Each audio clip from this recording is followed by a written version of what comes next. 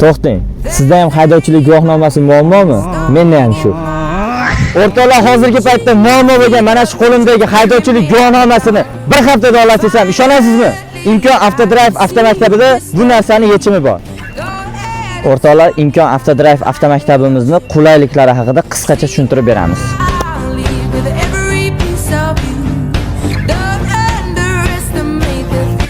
Ko'rib turganingizdek, shunaqangi chiroyli dizaynga ega o'quv-xonamiz mavjud.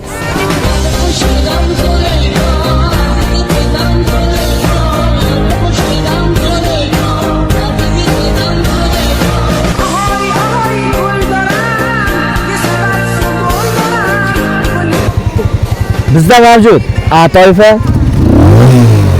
ko'rib turganingizdek D toifa, B va BS toifa va oxirgisi Y toifalarimiz mavjud.